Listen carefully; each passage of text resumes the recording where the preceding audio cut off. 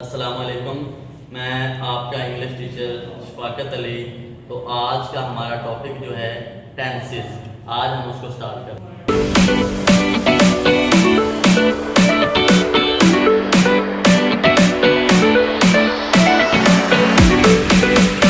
तो आज हम टेंसेस से स्टार्ट करेंगे कि व्हाट इज टेंसेस।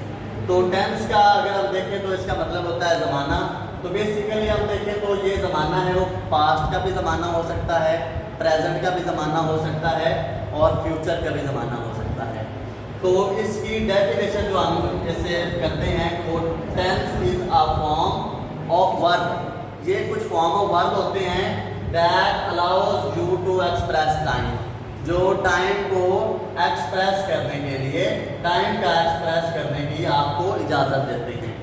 तो हम ये देखते हैं कि इसकी फिर आगे टाइप्स भी आती हैं। टेंस जो है इसको मज़ीद जो है 3 पार्ट्स में इसको डिवाइड किया गया है। प्रेजेंट टेंस है, प्रेजेंट टेंस, पास्ट टेंस और फ्यूचर टेंस। तो इस तरह से इनकी आगे टाइप्स हैं। तो प्रेजेंट को भी इसी तरह से 4 टाइप्स में डिवाइड किया गया है, पास्ट को भी डिवाइड किया गया और फ्यूचर को भी डिवाइड किया गया है कि कौन सा काम प्रेजेंट में हम करते हैं, पास्ट में करते हैं या फ्यूचर में करते हैं। ठीक है, बात हम जो है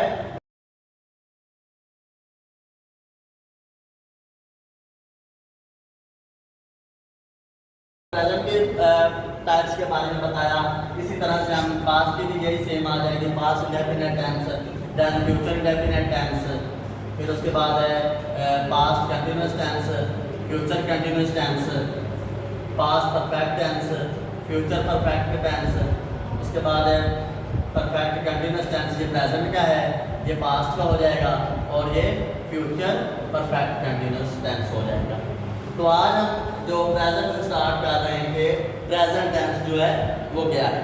ठीक है, प्रेजेंट टेंस जो है वो हम मौजूदा वक्त में कोई भी काम जो है जो हम करते हैं, जैसे हम कहते हैं मैं खाना खाता हूँ, ठीक है, हम खेलते हैं, हम स्कूल जाते हैं। ठीक है, तो अब हम स्टार्ट करेंगे प्रेजेंट इंडेफिनिट टेंस।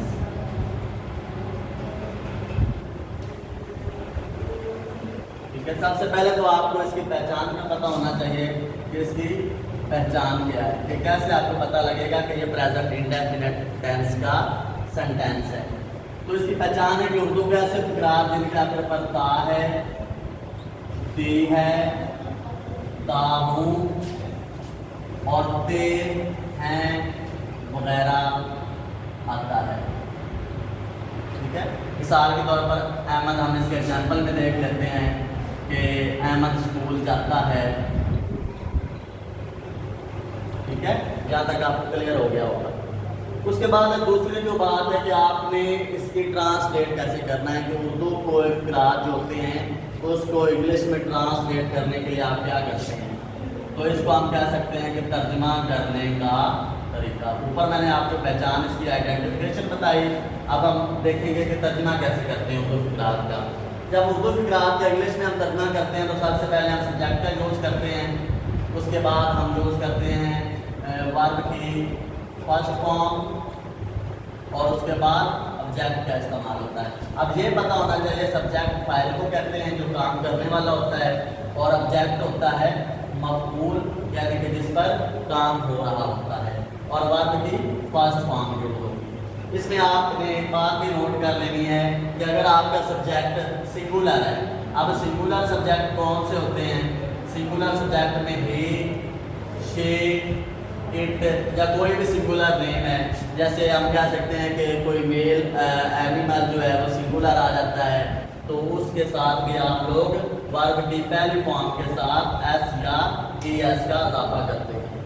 तो प्लूरल जो होंगे तो प्लूरल के साथ आप जस्ट वर्ब की पहली फॉर्म ही लगाते हैं, उसमें आप एस या एस का एडिशन नहीं करते हैं। तो प्लूरल फॉर्म कौन सी होती है, प्लूरल जो होते हैं सब्जेक्ट, जो प्लूरल होती हैं सब्जेक्ट वो कौन से हैं, आई, वी, यू और दे। इसके साथ आपने क्या करना है कि एस या एस का एडिशन हम नहीं करते हैं। अब हम देख लेते हैं सिंपल सेंटेंसेस ठीक है, मैंने आपको ये भी सारा बता दिया, आइडेंटिफिकेशन बताई, फिर उसके बाद तर्जुमा कैसे करना है। अब मैं बताऊंगा कि सिंपल सेंटेंसेस को कैसे आपने बनाना है। सिंपल सेंटेंसेस में मैं आपको दो सेंटेंसेस करवाऊंगा। एक में करवाऊंगा वो आपका जो सिंगुलर है और एक प्लूरल करवाऊंगा। हम देख लेते हैं कि एक ले लेते हैं, अहमद स्कूल जाता है। एक तो ये हमने कर लिया। अगर हम अहमद की जगह पे दूसरा सेंटेंस लिख देते हैं, लड़के स्कूल जाते हैं। ठीक है, अब एक मैंने सिंगुलर लिखा और दूसरा मैंने यहाँ पे प्लूरल लिख दिया। अहमद स्कूल जाता है, इसको हम ट्रांसलेट करते हैं, Ahmad goes to school. Ahmad अकेला था, सिंगुलर था, तो वर्ब की पहली फॉर्म के साथ हमने ES का एडिशन कर दिया। अब नीचे वाला सेंटेंस मैंने लिखा प्लूरल में, लड़के स्कूल जाते हैं, ज्यादा लड़के हैं, बॉयज गो टू स्कूल। अब इसमें आपको डिफरेंस का पता लग गया होगा कि यहाँ पे ये सिंगुलर था तो वर्ब की S या ES का एडिशन करना है, और अगर प्लूरल होगा तो फिर हमने जस्ट वर्ब की पहली फॉर्म में लगा देनी है। इसमें ये देखें, ये सब्जेक्ट है आपका, ये वर्ब है और ये ऑब्जेक्ट है। ठीक है, इधर भी ये ज़्यादा है, प्लूरल है, जो वर्ब है, और ये ऑब्जेक्ट है, ऑब्जेक्ट जिस चीज़ पे काम हो रहा होता है। सिंपल सेंटेंसेस की सबको समझ आ गई? यस। उसके बाद हम देखते हैं नेगेटिव सेंटेंसेस।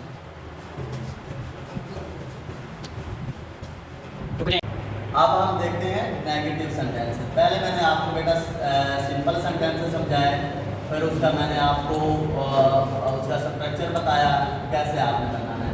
अब नेगेटिव सेंटेंसेस जो हैं, ये जिसमें आप नहीं का इज़हार करते हैं, जिसमें हम कहते हैं कि मैं खाना नहीं खाता हूँ, वो स्कूल नहीं जाता है, वो क्रिकेट नहीं खेलता है, हम वर्जिश नहीं करते हैं, इसमें नहीं का इज़हार आ जाता है, वो नेगेटिव सेंटेंसेस होते हैं। ठीक है, इसी तरह से आपने क्या करना है, सबसे पहले आप सब्जेक्ट यूज़ करेंगे, उसके बाद इसमें हेल्पिंग वर्ब यूज़ होगा, डू नॉट और डज नॉट। ठीक है, उसके बाद आप वर्ब की फर्स्ट फॉर्म लगाएंगे और देन उसके बाद ऑब्जेक्ट यूज़ होगा। ठीक है, पहले मैं बता चुका हूँ सब्जेक्ट क्या होता है, काम करने वाला, ऑब्जेक्ट क्या होता है, जिस चीज़ पे काम हो रहा होता है, और वर्ब जो है किसी भी शख्स का, किसी भी चीज़ की एक्टिविटी जो है, कोई मतलब क्या बंदा कर रहा है, उस चीज़ की एक्टिविटी को शो करता है। अब डू नॉट है, डू नॉट आपने किसके साथ लगाना है और डज नॉट किसके साथ यूज़ करना है। अब डू नॉट जो है आपका यूज़ होगा प्लूरल के साथ, प्लूरल पहले भी बता चुका हूँ क्या होते हैं, और डज नॉट जो है वो सिंगुलर के साथ यूज़ होगा। ठीक है, मतलब ही शी इट के साथ, या सिंगुलर नेम है कोई मेल का है, ठीक है, या फीमेल एनिमल्स का है, उसके साथ आप डज नॉट लगाएंगे, और do not plural I we you they के साथ डू नॉट का इस्तेमाल करेंगे। सेंटेंसेस वही ले लेते हैं हम कहते हैं कि अहमद स्कूल नहीं जाता है। ठीक है, अब इसमें देखना है क्या करना है, अहमद सिंगुलर है तो क्या करेंगे, Ahmad does not go to school. समझ आया? सिंगुलर था तो हमने क्या लगा दिया, डज नॉट लगा दिया। अब एक प्लूरल सेंटेंस करते हैं हम, लड़के स्कूल नहीं जाते हैं। ठीक है, ज्यादा लड़के हैं तो इसकी इंग्लिश हो जाएगी boys do not go to school. I hope कि आपको इसका भी समझ आ गई होगी। अब करते हैं next interrogative sentences. Interrogative sentences जो हैं वो सवालिया जुमले होते हैं, जिसमें आप किसी के कोई सवाल पूछते हैं। ठीक है, that shows to ask a question, किसी भी शख्स के किसी से आप सवाल करते हैं, जैसे आप कहते हैं आप कैसे हैं, क्या करते हैं, कहाँ रहते हैं, आप किस क्लास में पढ़ते हैं, इस तरह के सेंटेंस जो होंगे वो आपके इंटेरोगेटिव सेंटेंसेस होंगे। इंटेरोगेटिव सेंटेंसेस का भी स्ट्रक्चर आपको बताऊंगा कि उसको आपने उसकी ट्रांसलेशन जो है वो कैसे करनी है। इसी तरह से जैसे हमने उधर हेल्पिंग वर्ब नेगेटिव में यूज़ किया था डू और डज, तो इधर आप क्या करेंगे, डू और डज जो है वो फिक्रे के स्टार्ट में यूज़ होगा, उसके बाद सब्जेक्ट आएगा, उसके बाद वर्ब की फर्स्ट फॉर्म, और उसके बाद ऑब्जेक्ट यूज करेंगे, ठीक है। पहले क्लास में डू जो है वो ज्यादा के साथ आएगा और डज जो है सिंगुलर के साथ यूज होगा। और ये जो इंटरोगेटिव सेंटेंसेस होते हैं ये क्या से, क्यों से, कैसे से, इससे आप इसको स्टार्ट करते हैं। सेंटेंस लिखते हैं क्या अहमद स्कूल जाता है, ठीक है। तो इसका सिंगुलर है तो सिंगुलर के साथ हम डज लगा देंगे, does Ahmad go to school, ठीक है। ये फिक्र के स्टार्ट में आया, क्यों आया? क्योंकि ये सिंगुलर है अहमद तो इसलिए डज इसके साथ आ गया। तो वर्ब की फर्स्ट फॉर्म लगानी, जैसे आप हमने सिंपल में लगाई थी वर्ब की फर्स्ट फॉर्म के साथ SCIS लगाया था, लेकिन हमने नेगेटिव में और इंटरोगेटिव सेंटेंसेस में जब वर्ब की पहली फॉर्म लगानी है SCIS का इजाफा नहीं करना है। अब एक प्लूरल देख लेते हैं, क्या लड़के स्कूल जाते हैं? ज्यादा लड़के हैं तो क्या करेंगे, do the boys go to school. तो ये आपका इंटरोगेटिव सेंटेंस हो गया। इसकी भी उम्मीद है कि आपको समझ आई होगी। अब नेक्स्ट है नेगेटिव प्लस इंटरोगेटिव सेंटेंसेस। कि आपने नेगेटिव को और इंटरोगेटिव को इकट्ठा कैसे बनाना है वो भी मैं आपको समझा देता हूँ। कि बाद में बच्चे जो है कंफ्यूज हो जाते हैं क्योंकि नेगेटिव और इंटरोगेटिव का इकट्ठा सेंटेंस आ जाता है तो वो उनको कोई हेजिटेशन रहती है कि मतलब कि वो हमें समझ नहीं आई कि कैसे बनाना है। तो वो भी मैं आपको समझा रहा हूँ कि आपने वो नेगेटिव प्लस इंटरोगेटिव कैसे करने हैं। नेगेटिव प्लस इंटरोगेटिव सेंटेंसेस उसी तरह से जैसे मैंने आपको पहले समझाया कि नेगेटिव और इंटरोगेटिव में वो फिक्रा स्टार्ट होगा, क्या से स्टार्ट होगा, क्या अहमद स्कूल नहीं जाता है। या इसको आप नेगेटिव इंटरोगेटिव कह सकते हैं या इंटरोगेटिव प्लस नेगेटिव भी कह सकते हैं, ठीक है। सबसे पहले इधर यूज करेंगे डू और डज स्टार्ट में यूज होगा, प्लस सब्जेक्ट आएगा, उसके बाद नॉट यूज होगा, ठीक है। उसके बाद वर्ब की फर्स्ट फॉर्म यूज होगी और देन आप लोग ऑब्जेक्ट यूज करेंगे, ठीक है। उस सेंटेंस लेते हैं, क्या अहमद स्कूल नहीं जाता है, क्या अहमद स्कूल नहीं जाता है, ठीक है, सिंगुलर है तो इसके साथ डज लगाएंगे। ये इसको आप कह सकते हैं नेगेटिव भी है। Does Ahmad not go to school. ये देखिए इसमें ये स्टार्ट में आ गया सिंगुलर था तो डज लग गया, फिर उसके बाद आपने नॉट लगा देना, ये सब्जेक्ट है, इसके बाद नॉट लगा दिया वर्ब की पहली फॉर्म और ये ऑब्जेक्ट हो गया। अब प्लूरल का एक देख लेते हैं, क्या लड़के स्कूल नहीं जाते हैं। ज्यादा लड़के हैं तो क्या करेंगे, do the boys not go to. अब मैं आपको एक जुमला बता देता हूँ, सेंटेंस बता देता हूँ, आपने उसकी ट्रांसलेशन करके कमेंट में बताना है कि आपको समझ आई है कि नहीं आई। अगर आपको वीडियो अच्छी लगी है, पहले मैं आपको सेंटेंस लिख देता हूँ कि हम कहते हैं कि क्या